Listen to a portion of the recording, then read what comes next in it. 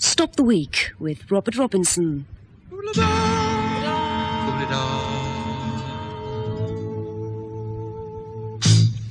Hello, our conversation this evening comes from Sarah Harrison, the author, Stephen Oliver, the composer, Nicholas Tucker, lecturer in psychology at Sussex University, and Laurie Taylor, professor of sociology at York University. What a lot of universities. Music from Dillie Keane of Fascinating Aida. I came across one of those seasonal ads that tradesmen put into newspapers and magazines about this time of year. And what I like about this one is the way it tries to sustain a single tone of voice, but it simply can't do it. And it just runs like this. Mrs. Haycock and Boyd wish all friends, clients, landlords and tenants a happy Christmas and all good fortune in 1987. And remind everyone that they have a keen furnished letting department for sales and urgently need more properties for both in all the best residential areas.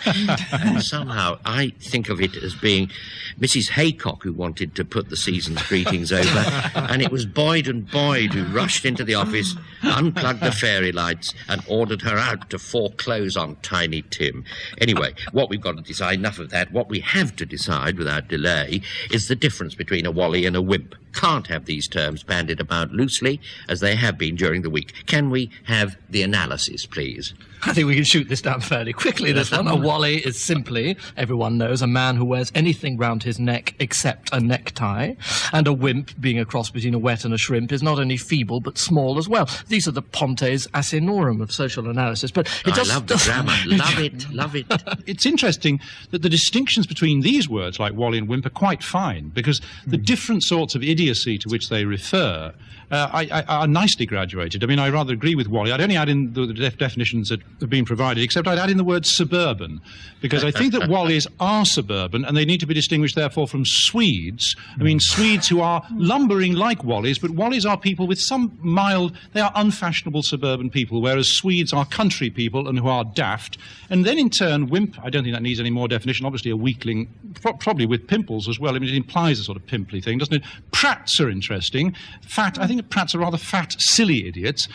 Gits or gets are deliberate fools, aren't they? But then you move on to madness, and I do like those words that exist about different sorts of madness, and the way in which the word, particularly, isn't it nice, the way in which the word fruitcake, has now come to be, that we, having lost the word loony, which is no longer anyone's allowed to use, so therefore it introduces things like nutter, and people being off the wall, and people being out to lunch, and people being fruitcake. He's saying the whole lot. I mean, this could be one of those monologues by Nosmo King if it had rhymed. Yes, but I want to hear it's interesting what you say about the git being the person who's very deliberately stupid. I recently used that for the purposes of a sort of village show, and I was upbraided by one of my junior cast members, aged about 8, who said, "We can't possibly say git at the matinee," she said. So I changed it to twit. Now, you're saying twit is very sort of, diminutive. But it's also curious, what you were saying, Stephen, about terms for outsiders. I was trying to think of some of these disparaging terms which refer to females. They seem to be mainly talk about males. And I was really pushed. My husband said very scathingly, well, it simply isn't necessary.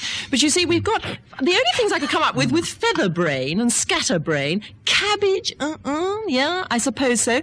There aren't very many like that. Fag hag is a new one. Which yes, is well, perish the thought that we should ever use that. But it's very that's rude. true. You see, the word prat when I was a boy was extraordinarily coarse. And as for git, it was perfectly beyond the pale. And I forbear to mention one or two of the ones that Laurie brought out. I think what you've rather missed, if you'll forgive me for pointing this out, that the state of the wimp is essentially passive. Things happen to the wimp, whereas the Wally is positively stupid, but both used to be subsumed under an earlier term, drip. Now, the drip, you could tell him, yeah, you're right about the wimp being undersized, is an essential undersize to the wimp, but the drip was always someone who, whoever he was with, reduced the oxygen content of the air. Everyone knew that. And you could tell a drip from the way he tied his tie. he always had a stringy tie, but a true drip could somehow manage to get the short under end actually halfway round to the front and over the top.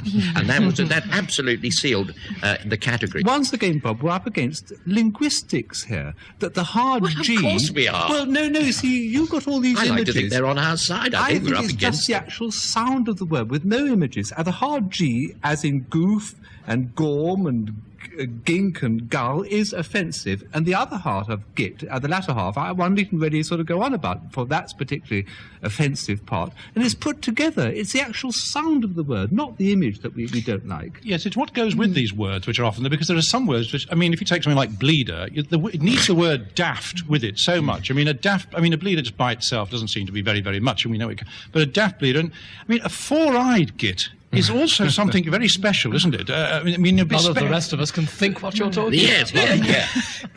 I'm hoping the conversation is going to be... Because I don't know whether we aren't all making generational errors. I mean, they're all too easy to make. I mean, I use the the word... current ones are so obscene, even worse They than are Laurie's. dreadful, We yes. can't. The blush of shame would be brought to the cheek of modesty were we to I utter use them. the word, still in its childish sense, the word bonk.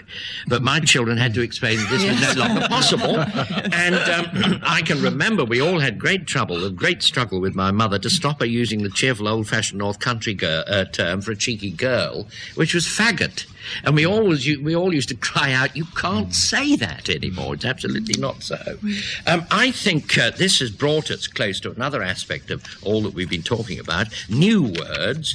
There are a lot of new words in yet another dictionary from Longman called, as you might guess, New Words, wherein you find farmer-friendly and golden handcuffs and glitz and designer drug and such like items. And the question is this: why do we resist new words, new usages, or conversely, are instantly seduced by them? I'd only say just a tiny thing. The way in which you moved from our discussion of nasty words towards new words was an instance of a segue, I think. And an interesting segue is one word which isn't in here, but which is such a good word. It's an old-fashioned word. Yes, but it's sort of people now able to use it. Lay people are able to use it in descriptions and talking about moving from one conversational topic to another. And I think in that lies some of the delight in new words, because it marks out, this is perhaps a rather obvious thing to say, but it just marks out an extra part of the world. It makes the world just a little tiny bit more complicated than it was before. So if you have something like, the word can be quite nasty. In here there is the word jarming as a reference to waving one's arms around, to doing as a way like jogging with the arms, because someone apparently discovered that conductors and people like that lived rather long lives, and therefore jarming was good for you. Now, it's a horrible word, and I doubt if I'll ever use it, but the existence of it does draw attention to the idea that waving one's arms around is a way of keeping fit. Yes, and also we are all now, I think, if you'll pardon the expression, neophiliacs. I am seduced by new words. I think they're attractive. I think we all are. I agree with Laurie. And I think the reason for it is that we want all the time to try and make something new out of things that aren't. And all the isms, the nicks, the ises, the ists, the ocracies, and ologies, and friendlies, they are all we do is tag something on, stick them both together, and make a new word. You And there's say great satisfaction. Because it's we are only people who creating a compile technical these term. blinking books that do it. Oh, no, I the absolutely air don't agree. that they contrive is a spurious one of jocularity. That's it's a mad lunge after wit, isn't it?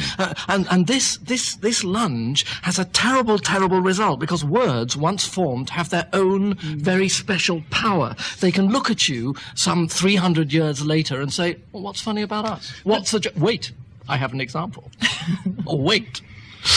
Shakespeare. There's a dreadful silence now. Not a bad wordsmith. There's Invents a whole vocabulary for windy, empty politicians in Troilus and Cressida. And among them are the words protracted and persistent. And he means them to be ludicrously over-the-top words. Now, what those words do is very, very simple. They have a very simple trick. They go underground for 300 years, no one ever sees them, and then in the Victorian era, they reappear, decked out in a frock coat and a stiff collar, and they say, "Whoever thought we were funny? No one ever invented us." Nicely put. I'm glad we waited for that example, Stephen. Now you may talk, Nicholas. Well, it's just simply to say that I don't think we can talk about words as if they're just an army, a neutral army. Some words new words are totally repellent. I mean, I'd have nothing to do with all these guppies and yuppies and all that stuff, because I don't like what they actually describe. I think it legitimizes it. And also, I noticed from this book that any phrase with golden in front of it generally means a pretty hefty bribe in rather insalubrious situations. Secondly, Secondly, that's the second of 12 points. No. We're near the end. There are some excellent words that I think legitimately belong to younger generations. And for us to try to move in there seems to me we're stealing one of the things that they've actually got. They haven't got much money, but they've got words. And I think any of us who started talking about gender benders or called a degree, which is a lower second, a Desmond after Desmond Tutu, which I think is very, very good. I think that actually that belongs to young people. I think there's real offence. Thirdly and lastly, having got out of all that, there are some absolutely lovely words in this book. Words like processoria. Oh, could go on for a very long time, couldn't it? Words like demi-veg, which is so much easier to say I'm a demi-veg rather than saying, well, I actually don't eat meat, but I quite like fish. And those are the words that we should welcome. But, I mean, you can't be neutral about words. Some are nice, some are horrible. Well, I'm not going to have you take advantage of my sore throat. I've only got 4 points to make. I've only got half a point to make. Everyone says they're seduced by them. I have to admit to resisting them. I resist them because I think they are sort of phony cant made up by, well, not made up, but fallen on with little shrieks of delight by members of the media. They're sort of totems they hide behind. They think they can conceal their own poverty of address thereby. But secondly, this is catching.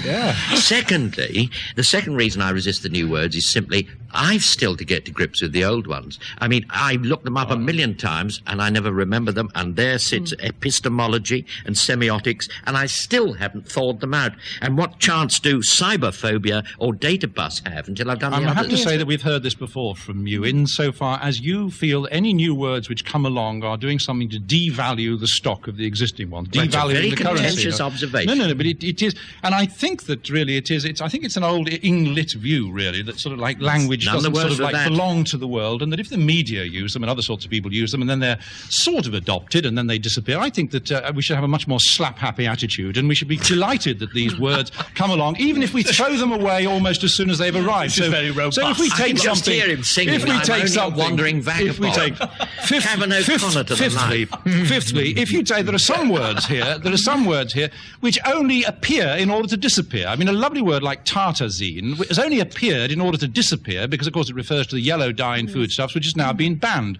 I'm delighted to see a word like workerist to refer to the ways of the predilection that certain people have for always talking about the working class and their own affinity with the working class. And I'd only say it doesn't seem to me to be quite as good as that lovely word which isn't here, which has been around for a couple of years, which never quite achieved the popularity it deserved, to describe someone on the hard left, which was tankist, to refer to the sort of person who only joined the Communist Party when the tanks actually went into Hungary. I absolutely agree with Laurie. What is all this nonsense? For one thing, to say that you have a resistance to new words implies that you already know all the old ones. So it's absolutely superior. Well, no, exactly, you didn't. Listening. But to be all right, I wasn't listening. Small blame to you, my dear. Small blame. Okay, I passed up on that one. But also, I mean, there are words in here. One is dying to use. I mean, new words. I mean, what about? I can't wait to use this porno hypnosis. Hypnotism used to induce. I'm just going to tell you all about it. Used to induce a subject to commit sexual acts as part of a stage show. Well, now, if I'm ever down on my luck and I need to earn a bob or two, I shall be able to say, "But Mum or Vicar, or Milad, I was under the influence of porno hypnosis." A bit of associated jarming as well while you're actually going on them. Yes, what is very strange about porno hypnosis is I can't imagine it ever working, but it must have done if they've been obliged to invent a word. No. You must remember that all these words appeared in newspapers, and who would hang a dog on anything they read in a newspaper? The devaluing that Laurie so well speaks of is certainly applicable to those sardonic twists to ordinary words which you would have thought as free from emotional value as it is possible for a word to be. I mean, words like peanut butter, shooting gallery, and the most terrible one that's arrived in the last year, the necklace. Chalk face is worse. No, but Bob, it's not an all or nothing thing. When you read this book, you reasonable old thing, you very often the examples are introduced after the people have explained the thing in the old boring way. They say there's a considerable scandal about Cecil Parkinson. Then they say, you might say, Daughtergate. Now there's every and they blush. I hope. I think it's very funny. There's every no wonder they say it's between second. Using a new word to mystify people and to use a new word at the end of a lot of boring old words just to brighten up the conversation. Yes. Put on a that is where the offence. I must admit, that is where the offence lies. No, the mote is in your eye. You're concerned about the idea that these new words creep out and they haven't had your approval, and there they are. They certainly have not. They're not going to get it now. My words, you haven't even mastered all the old ones. That's How right. dare newspaper people and journalists produce new words? It's Impudence is what I call it. No, impudence is the word. Forgive me. I think the little jolts that Nick was speaking of, that's just what I like. And every so often something is so perfect. Now, this probably isn't a new word to all you people, but a few months ago, I was sitting on a train with somebody and we were talking about a particular politician, and she said, yes, he is wonderful, doing his sort of media thing before elections. He's so telegenic. Now, I hadn't heard this expression before, but I thought that is exactly. I'm sure you're all thinking, yeah, we use it all the time. But to me, that was a new word. Think our worst enemies would say but it exactly describes the phenomenon of the television camera liking you, which is invaluable. Right. It's Stephen's turn. Most of my acquaintance, I discover, a word not in this book, are frumps, which are formerly radical, upwardly mobile people. I thought they were old ladies. So did I. No, you're quite wrong. The frump is an absolutely central part of theatrical society. Well, look, one or two phrases that haven't appeared here, which do get my approval. Cold calling. You find that you don't find it in there. Cold calling is all right because it exactly describes the frightful, frigid impersonality of the person lifting up the telephone and trying to sell you something, usually insurance. It's a marvellous invasion of privacy. I mean, it's much more effective than the old foot indoor, the vacuum cleaner salesman, and how nostalgic that makes Laurie and me feel, the old vacuum cleaner salesman with his foot in the door. That's all right. But off the wall, now that is in there. That's interesting, and they get it absolutely wrong. What do they say it means? They say it means crazy or off the rails or off your rocker. That kind. It doesn't mean anything like that at all. It simply means snatched out of the air. Someone said the other day to me, when you do a documentary, what do? You go along, you plan what you want to shoot, or, well, I said a bit of one, a bit of the other, and someone else chimed in and said, yes, some of it's off the wall, by which they meant snatched out of the air. Or you go along and you bounce the idea against the wall and see what comes back and films it. So they're wrong there, but it's an interesting usage. I don't know if they are wrong, Bob. It seems to me... I can assure you they are. Well, someone used this phrase on me this week about an evangelist preacher. They said he's rather off the wall.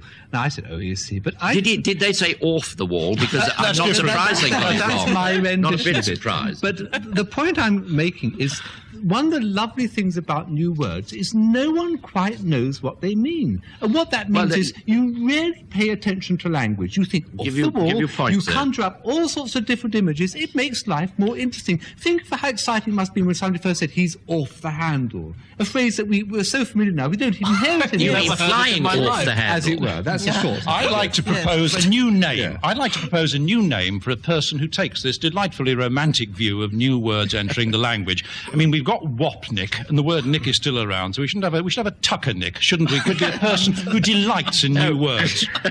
I quite like disinvitation, which I find in here. Having received something of the sort myself the other day, I got a card from someone, but it should have gone to someone of a similar name. But the lady who was masterminding this merrymaking not only disinvited me, she ordered me to send my card on to the other fellow instead of letting us both come. And I was so taken by the rich unacceptability of the manoeuvre, I did exactly as she instructed. Have you heard of the word scat? I asked that to see. Scat singing. Singing? Yes. No. Oh, sorry. Scat meaning fashionable. Now, this is another point. It's in here.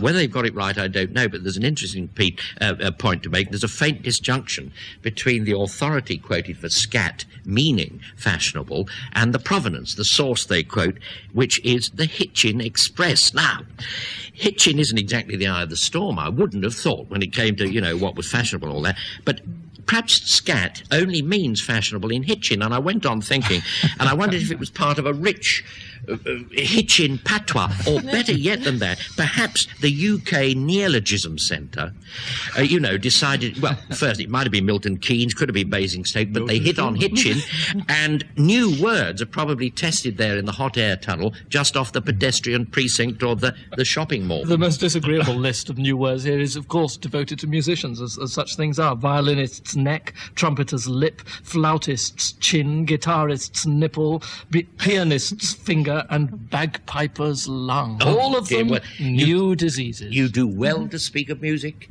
because Dillie is going to give us a slice now. And she calls it, what else could she call it? Lost for words.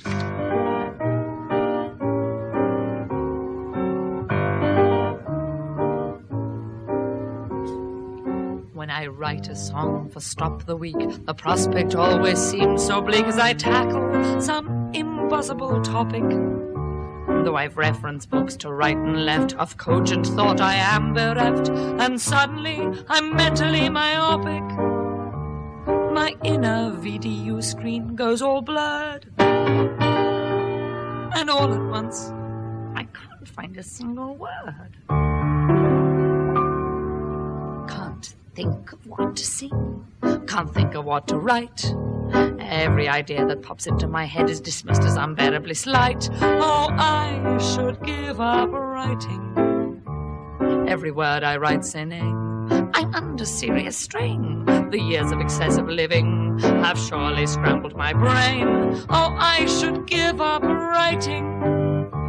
I stare at bits of paper for what seems hours and hours. I've lost whatever I once possessed in the way of mental powers. My system is in shock. I'm suffering from writer's block.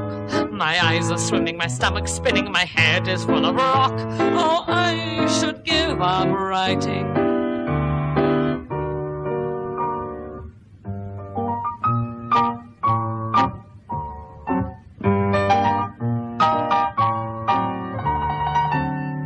At parties, it's the very same. Someone just has to say my name and hand me a gin and tonic.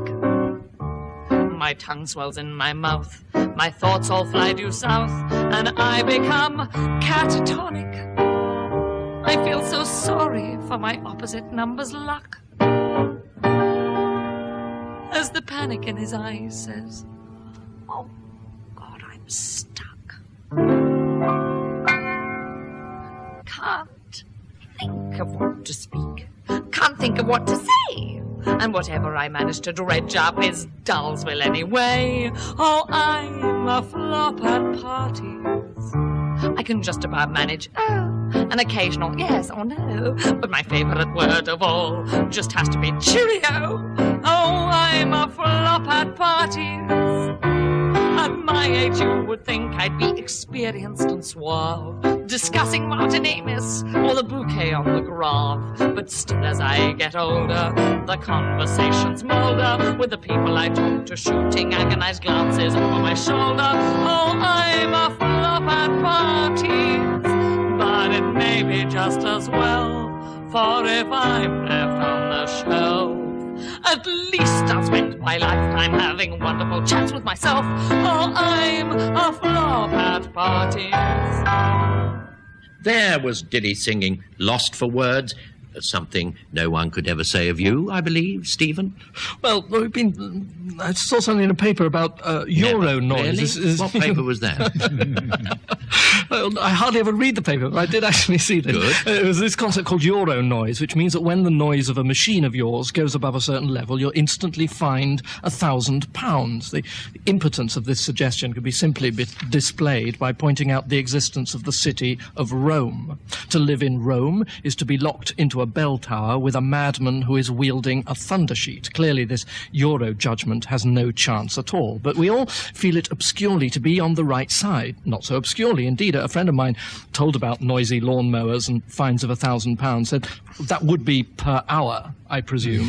But his was the rage of the convert, for he too is a musician, and it must be admitted that musicians are the most agonizing offenders in terms of public noise. I have myself, for 17 years, written music on a clavichord, which is an almost inaudible 18th century instrument, because I remember the story of Bernard Shaw's mother. Bernard Shaw's mother, when she was a very old lady, after living with Shaw for some 40 years, admitted to him that she had sometimes crept into her bedroom and wept as he bashed out opera after opera at the piano for hours on end. And Shaw quite properly says of this that if he had committed a murder, he would face the memory of it with more equanimity, but this dreadful fact was more than he could bear to think of. And he's surely right. Noise is middle-class mugging. It's the last assault on the senses permitted to the respectable classes. I think Stephen's absolutely right, and I believe actually that I remember reading something about Hackney environmental officers having a noise measuring machine they took round to parties, which actually led to less So that tension everyone and could have a strife good between people. time. No, I don't think we should think that this is impossible.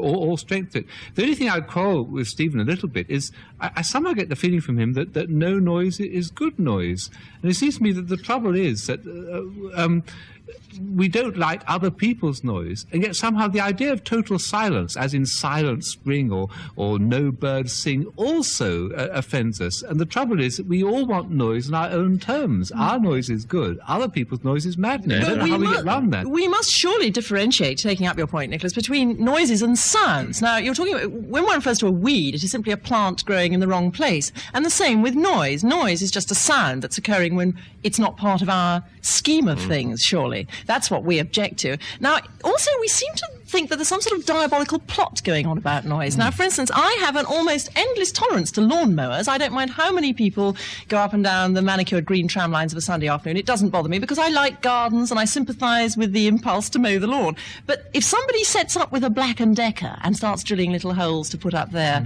room divider or whatever, that will absolutely wear me down until I want to write them a letter or make them a phone call. What you say about, I mean, obviously noise being something, a sound undesired by the recipient, I suppose would be the definition. But occasionally, when someone complains about the noise that you're making, you do have this desire to turn it into a mere sound, to explain to them that it isn't noise, it isn't this abstract quality which is being made by someone, because anybody who talks about the noise is almost suggesting that you're deliberately trying to annoy them, as it were. There is also that intentionalist aspect behind it when you say. So when a neighbour came round the other day, I mean, I'm taking tiles off the wall of the back kitchen. I mean, it's not of no particular interest, I know, but I just have to mention it. No, yes, I'm taking the tiles off the wall, and I take them off roughly about a tile or two every 3 or 4 days, and it's something which I can't stop. I go in there, in fact, to get on with some important epistemological work or something like that, and I find that I've got the chisel out and I'm taking tiles off. Now, then people come up, and the other day a person came up and knocked on the door on the Sunday when I'd just been sort of having a little go at the tiles, and he knocked at the door and he came and said, please, he said, under the terms of the lease for this block of flats, he said, you simply are not allowed to make noise. And I found myself taking him up the hall, taking him into the kitchen and saying, but look at what I'm doing. Here's the chisel, here are the tiles. I'm trying to take the tiles off, because the back of my head was the idea, if only he could understand my predicament, see the tiles, he would no longer think it noise. Well, no, see, one of the built-in difficulties about other people's noise is that the person enduring it never knows when it's going to stop.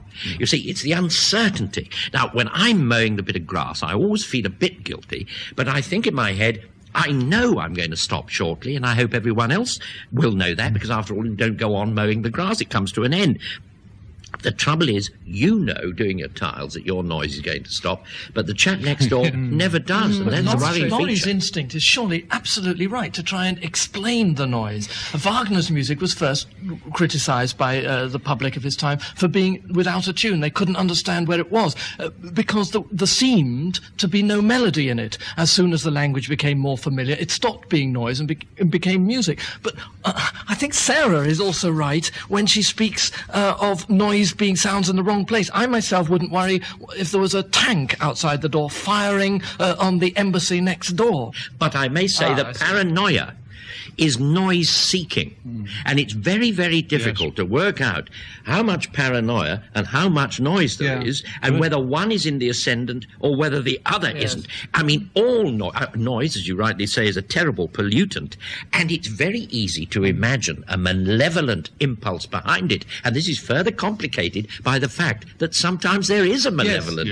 impulse, and sometimes you're not being paranoid, but you never quite know. I do agree with that, and things like leaving a radio on in an empty room, it's not just the noise that annoys you, it's the transgressing of all your rights as a neighbour. It's the fact that you're being so short as a person. But the trouble is that there are other noises. And take, say, the eating noises of an elderly relative. By all means. It wouldn't really help if they explain, well, it's really because I've got false teeth there. There's an emotional content there somehow, isn't there, which quite sort of beyond the noise. It's the person itself you're objecting to.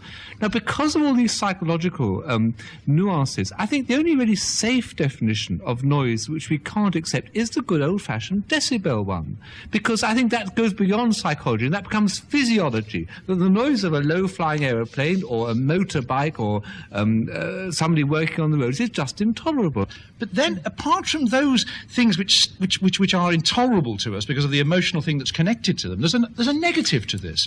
Occasionally, it's nice to almost relax into noise. If you think of the cocktail party effect, where you are straining to listen, to hear what people are saying, and then suddenly you think, to hell with this, and you almost lean back and start nodding and relax into the noise almost supports you. Not if you're living next door.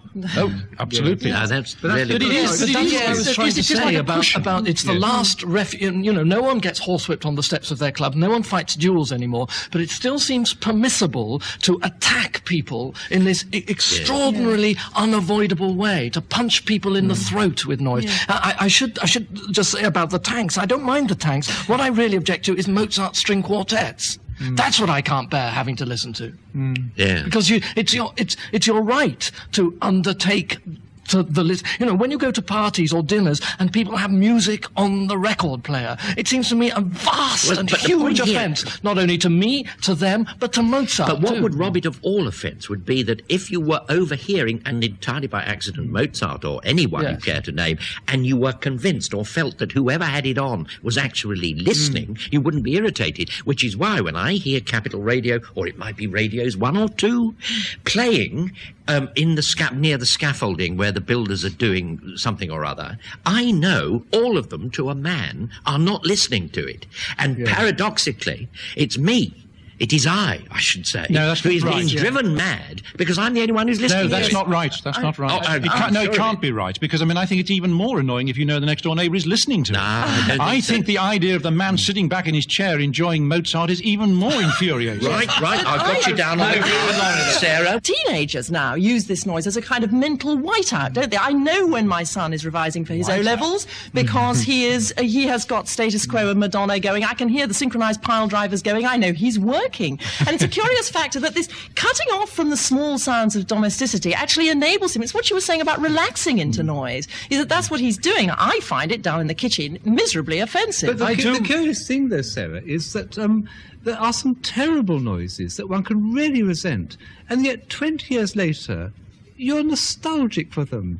I'm thinking of things like trams, which are about the noisiest thing I think I've ever heard in my life. I'd give almost anything to hear a tram now. And I was brought up near a railway station at about 3 a.m. Every time, this awful engine used to let off steam, and then used to do all this clanking of shunting yards. And now I must admit, I do quite a lot to hear that sound again. It's almost as if... You just want the security of youth. What you, Nicholas... Saying just nostalgia doesn't explain it. It's a strange thing, that business of realising an environment through noise. If you listen to... It's a very odd thing about radio commentaries. If you get somebody like a commentary on a race, Murray Walker, they must deliberately put as much noise into it, because obviously the noise of racing cars going around the circuit is part of what's going on. But then you have the peculiarity of golf on the radio or on television, where someone says, and now he is extremely close. And you realise, he's in a caravan 5 miles away from the green, but he's gone hushed, because the silence is part of the environment there. But I think I was talking about the little transistor playing and no one listening except me. I think really of all awful public noises, I think the worst is the mindless, inarticulate hooting, ribald hooting that goes up from a builder's scaffolding when any female under the age of 60 walks by.